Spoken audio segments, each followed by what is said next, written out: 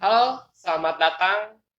Di kali ini, saya Pareja Winugraha akan mencoba berdiskusi dengan teman saya ataupun kerabat saya di kelas saya. Karena apa? Karena saya ditugaskan oleh pengampu dosen Pak Dadang, Saparudin. Dan untuk itu, sebelum kita berlanjut ke sesi diskusi sekarang ini tentang pemasaran, di sini saya akan menjelaskan terlebih dahulu apa sih pemasaran itu. Menurut saya, pemasaran itu sebuah produk atau sebuah perusahaan individual yang ingin mempromosikan, mengiklankan dengan cara pemasaran tersebut agar bisa tertarik si konsumen ataupun masyarakat. Oke, tanpa perlu basa-basi, di kali ini Eja bakal ditemenin sama teman Eja dengan cara sulap pastinya, teman saya maupun kerabat saya di kelas, dan bahkan di saat sekarang saya sedang berkelompok dengan mengerjakan tugas tersebut ini. Oke, ternyata kita sudah dikabulkan oleh sulap saya yang seperti biasa ini. Bagaimana Husen kabarnya? Alhamdulillah aja sehat-sehat.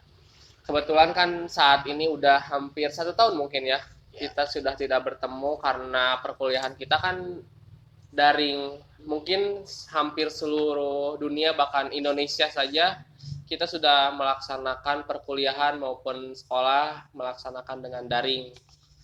Syukur Sen kalau misalnya baik. Semoga perusahaan lagi, semoga hati dan maupun fisik sehat selalu ya Sen. Sebelum kita ngajak ke hasil diskusi ini, Husen kan pastinya belum tahu nih apa yang sekarang kita bakalan lakuin ke Husen.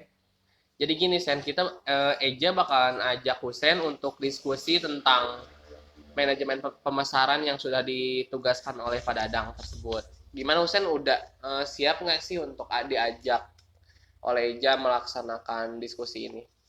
Kalau sekedar ngobrol atau diskusi mah ya ya aja. Oh, mungkin waktunya sangat luang ternyata teman-teman salah satu ketua pers ini di STIE. Oke, mungkin kita awali dengan ya yang mungkin agak lumrah ya. Menurut Husen nih, yang Husen ketahui, emangnya kan pasti di sini ada makro dan mikro. Eja bakal nanya dulu sama Husen atau diskusi kecil-kecil dulu sih. Lingkungan mikro itu yang ada di dalamnya gimana sih?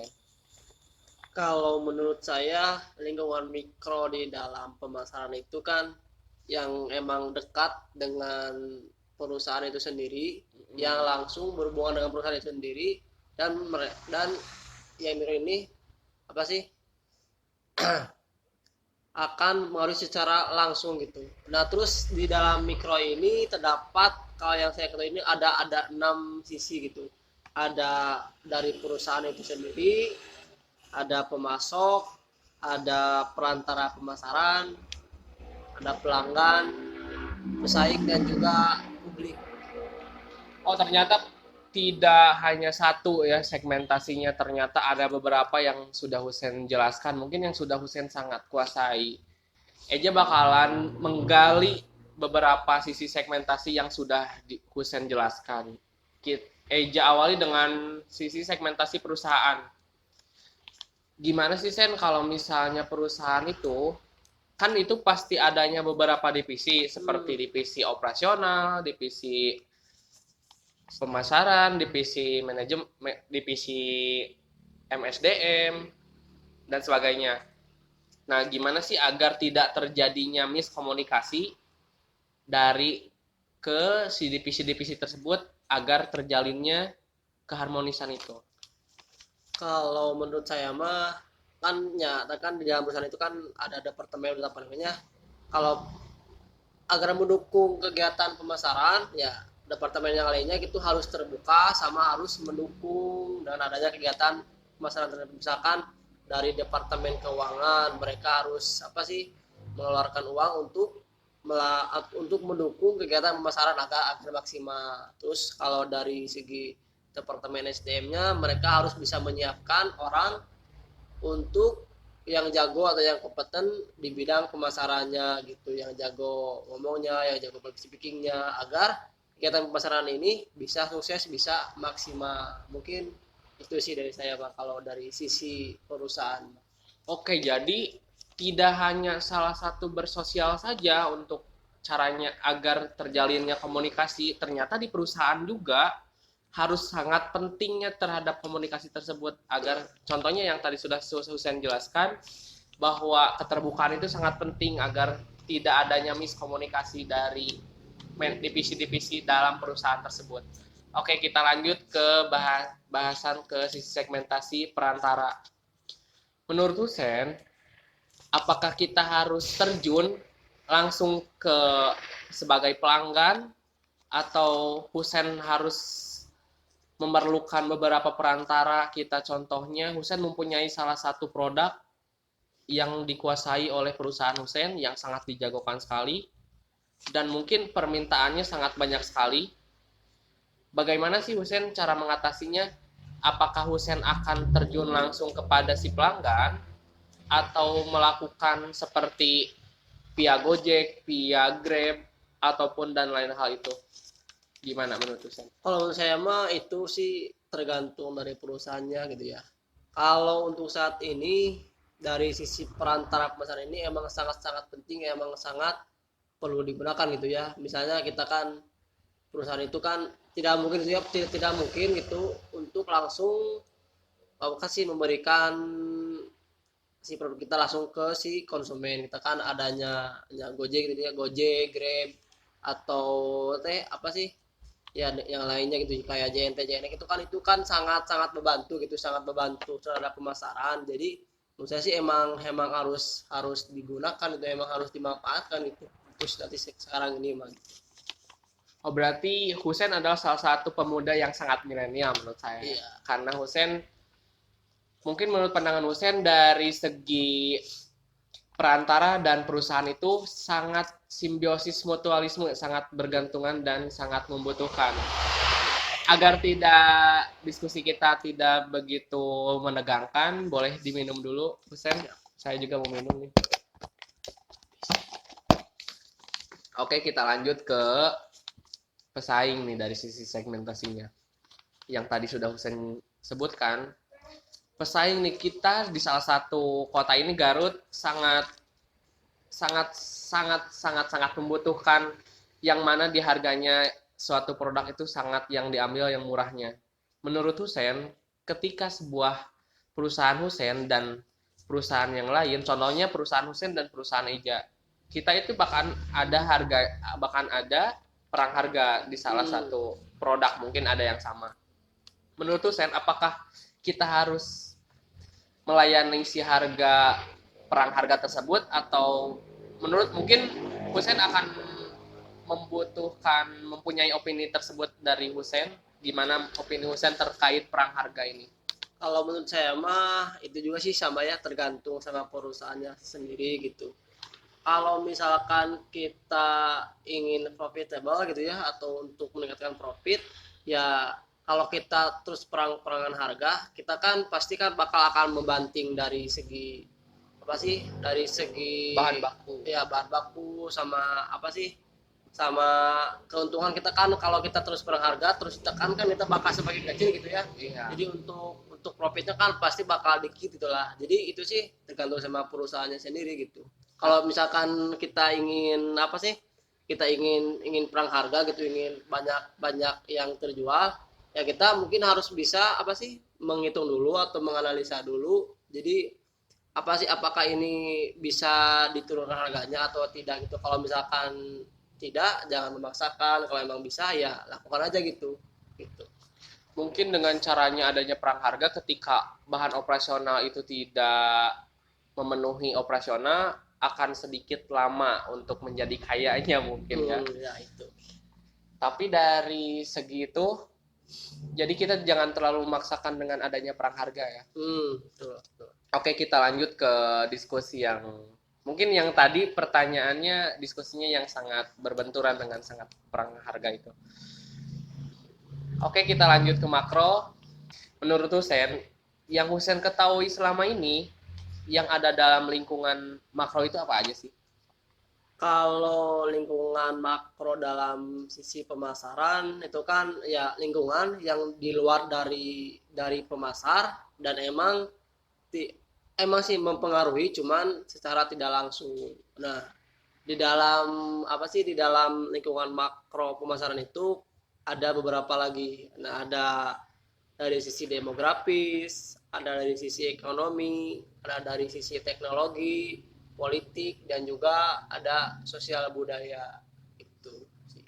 Jadi yang sudah tadi jelaskan Husen, segi makro tersebut ternyata banyak sekali, tidak beda jauhnya dengan mikro. Dan FYI, untuk yang belum tahu tentang mikro dan makro, lingkungan mikro tersebut, mikro itu lingkungan yang kecil, sedangkan makro lingkungan yang besar. Oke, sekarang Eja akan mengulik kembali apa yang sudah Husen kuasai tentang pemasaran bagian makro. Oh iya, Sen, dari sisi segmentasi demografis kan, oke, kita contohkan Husen mempunyai perusahaan Telkom saat ini ya. Sedangkan Husen ingin menembus pasar pelosok gitu kan. Otomatis pelosok itu kan masih gaptek dengan adanya handphone, dengan adanya jaringan. Menurut Husen, apakah Husen akan menembus ke mana sih? Ke pelosok atau tidak menurut Husen? Apabila Husen menjadi CEO dari Telkom. Kalau saya ada di posisi itu, ya kalau kita melihatnya ingin tetap profitable atau berpendapatan tinggi, ya saya akan tetap fokus di perkotaan gitu yang emang penduduknya agak banyak, agak padat, dan juga sih minat teknologi atau internetnya emang tinggi gitu. Kalau kita memaksakan kepada pelosok, ya mungkin resikonya tinggi, terus nanti tingkat penjualannya emang belum tentu gitu. Dan emang udah pasti bakal rendah sih, soalnya kan emang agak-agak tek juga gitu kalau dari pelosok. Mungkin gitu sih.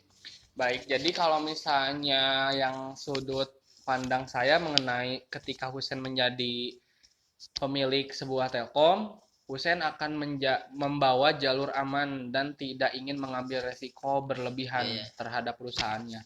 Oke, kita akan mengulik kembali di sisi segmentasi ekonomi. Oke, Sen, jadi untuk sisi ekonomi ini kan harus sangat pentingnya terhadap pemasaran nih.